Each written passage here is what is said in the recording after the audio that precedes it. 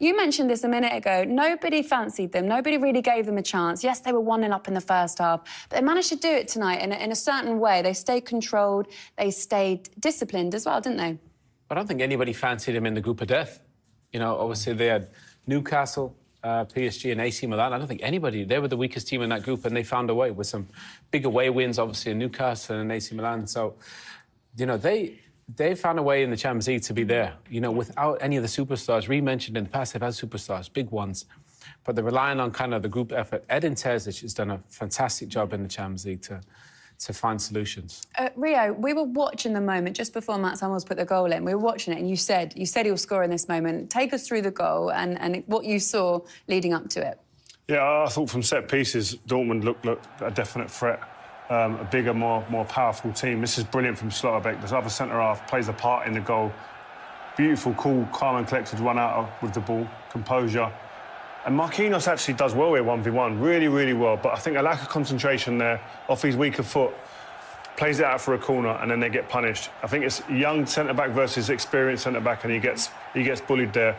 Puts his arms on him a little bit, gets that little yard, and he manages to execute Hummels. That experience, I think, paid for a lot in that goal. Yeah. And over the two legs, he's been brilliant as well, hasn't he, Owen? Mats Hummels has been brilliant, but I thought Schlotterbeck just shaded it. He was probably the best centre-back over, you know, from both teams, and there's some big names out there. He set up the first goal from Füllkrug, but again, he's only 24. He's got great size, he's got composure, the way you saw him come out with it. Left foot. Yeah, left foot, strong as well. But Mats Hummels, you know, he's 2 clean sheets against this group of players, young, dynamic players, is quite exceptional. It shows you that contrast in centre-backs, an experienced one alongside a younger, inexperienced one, and the more experienced one, the older one, just guiding him through, taking him through and got him on that little bit of string to keep him alongside him. No, don't let him get overzealous or too excited. And I thought it was a really, really good example of how 2 centre-halves should play in a game of this size. Rio, will PSG go back in tonight and think, oh, we had those chances and we had 6 across the 2 ties that hit the woodwork? How will they be feeling? Yeah, I think they'll feel a little bit hard done by in that sense. When you hit the woodwork that many times, you think, you know what, it maybe wasn't meant to be for us, but I think that's a good chance they've got to score. I thought that their finishing was probably the biggest letdown for them over the 2 legs. They had some decent chances over the 2 games. They wasn't clinical enough. Ramos should have scored that one before, shouldn't he? Yeah, 100%. I mean, and the others are more pot shots and speculative shots from outside the area, which are different. But when you get inside the penalty box and things are dropping down, even the header there, not on target at all, this is a very good chance for someone of his standard, Kylian Mbappe, who I thought was really quiet over both legs. But Dortmund played him really, really well. But this kid, I think he's the only player in a PSG shirt that comes out of the 2 legs with any credit, who played anything near where he should be playing. I thought he was absolutely outstanding, Vitinha. Didn't get the result, wasn't on the winning side, but he was magnificent. Owen, should PSG have had a penalty? Yes.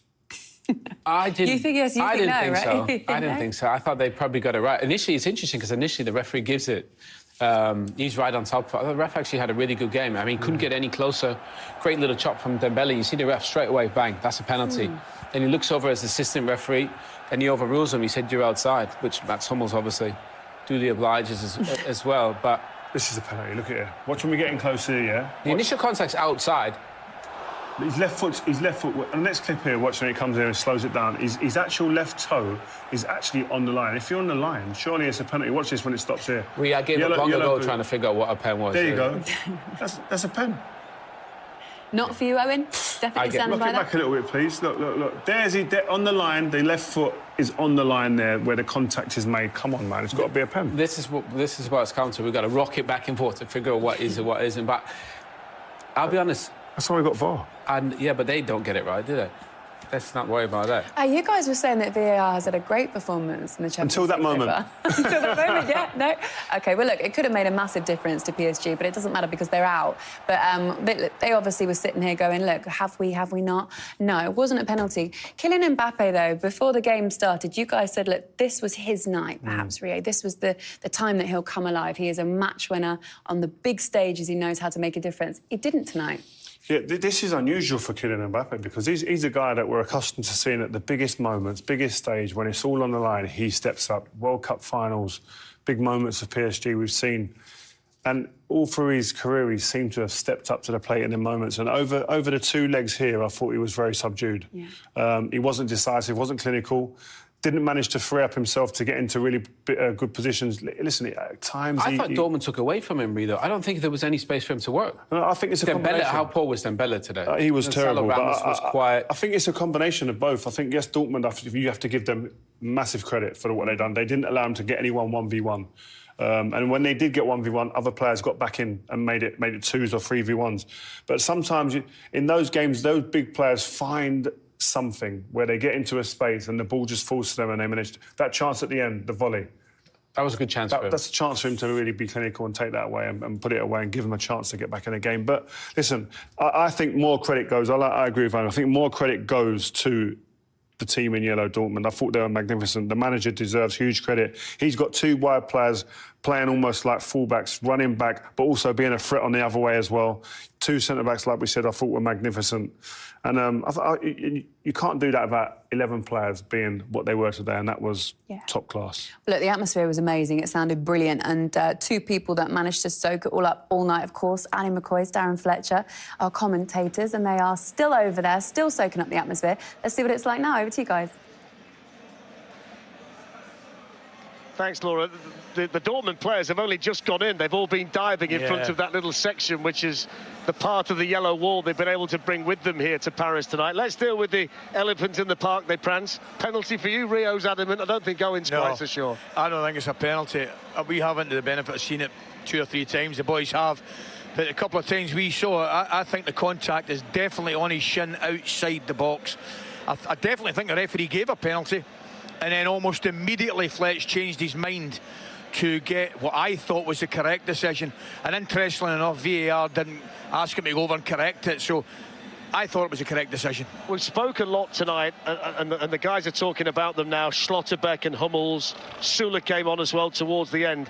Kylian Mbappe over the 2 legs. Julian Ryerson had him in both games. Norwegian right back played him really well. Jadon Sancho was really good as an attacking player in Dortmund. Tonight, though, we saw the defensive discipline side of his game to double up with Ryerson. Those 2 did brilliantly against Mbappe. Yeah, listen, you got to say it. Mbappe's world class. Hat-trick in the World Cup final. He's a big-time player. He didn't do it over the 2 legs for whatever reason. Could he have done more? Possibly and probably.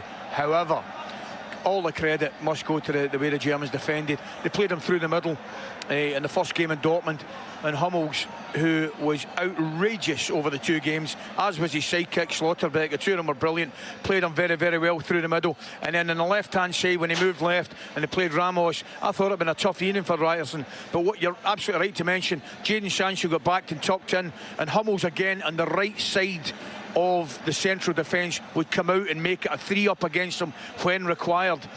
Do you know something, Fletch? I thought it was a triumph for football tonight. I'm actually thrilled for Dortmund. No superstars, just a really proper, hard-working outfit that play for each other. We saw that there. You know, what a relationship they've got with their fans. We saw it last week. I've gone on record that saying it might be the best atmosphere I've seen in any European stadium anywhere.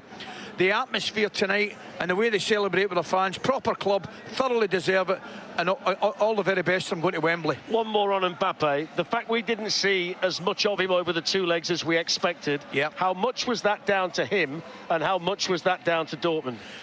Certainly some of it's down to him, because you could argue there'll be occasions where he could do more to go on the ball and try and isolate, whether it was Ryerson or 1v1 situation.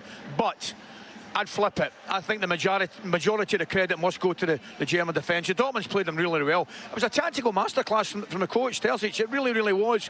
When they didn't have the ball, I thought they were absolutely terrific. They formed a real unit. They went to 5. They might have gone to 5 too early, by the way. It's hardly to say that when they kept a clean sheet. But I thought it was slightly early to go to the 5. But when they did, they condensed the 5. They did the 4 in front. They were almost impossible to play through. And they had to play them wide, and they defended it really well. 2 big questions now, Laura. What happens to Luis Enrique? Because in general here, elimination from the Champions League means they change their coach. And I'm trying to work out just how many Dortmund fans are going to descend on London for the Champions League final. If it's anything to go by here in Paris, look out for a lot of yellow around North London come Champions League final week. Also, a lot of players in that side. He's absolutely delighted. I wonder how Luis Enrique is feeling. We've also got a chat with him and Matt. Let's go to them now. Luis, how do you analyse a difficult night for you?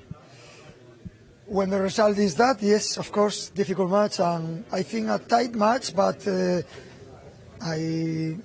be honest, I think we deserve to win that match. We created, I don't know if 31 shoots, 4 posts, and at least in the 2 matches we hit the post 6 times, and we didn't score a goal. It's unbelievable. Football is so unfair sometimes. Yeah, would you change anything in terms of tactics, selection, yeah? Yeah, of course. No, not 6 posts, but 3 goals. With 3 goals, it would be great. But anyway, congratulations to them. They are a great team. They did it great, and I hope and I wish they can go to the final and win it. Yeah, and you are building something with Paris. The journey continues. That's our job, trying to create something positive. Now it's a sad moment, but at the same time you have to accept that the sport is in that way, and we need to create something special next year and try to win that competition. Good luck, thank you. Thank you. Former Premier League players that haven't necessarily made their career in the Premier League, but seem to be flourishing out of it, Rio.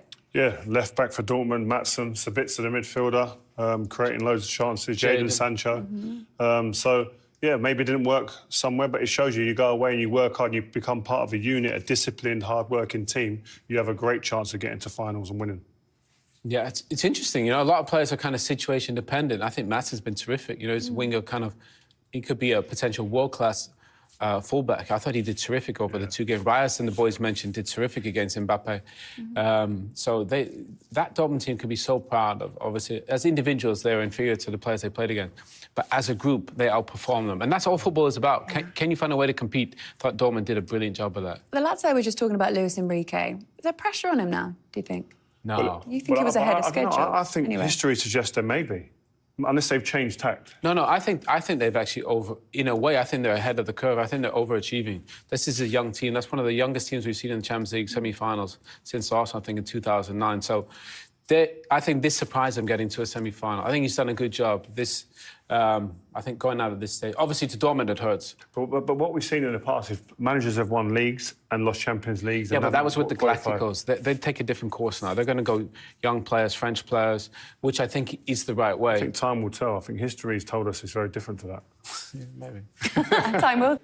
Luis Enrique there, he says football is so unfair, and you can completely understand what he means, where they had loads and loads of chances, they hit the post, they hit the woodwork a number of times, nothing went in, but you can't take away from Dortmund's performance tonight. It's interesting to see the 2 managers as well at opposite ends of their career, one with all the experience in Luis Enrique and then Terzic on the other side. Only a second spell at Dortmund, only 41 years of age, and guided them to a Champions League final. Yeah, it's some achievement, and I think it was really interesting to see him. It wasn't about focusing on, like we focused on the 2 centre-halves, and we believed they were really integral in this performance, but he started going through all the team, because he knows the value and importance of every single individual. You don't get to a final without every single player performing. You can't carry people. You can't have people having days off in those big moments in a Champions League semi-final. And the Dortmund team, they were all playing at the highest level they can play at. They didn't carry one individual through that game.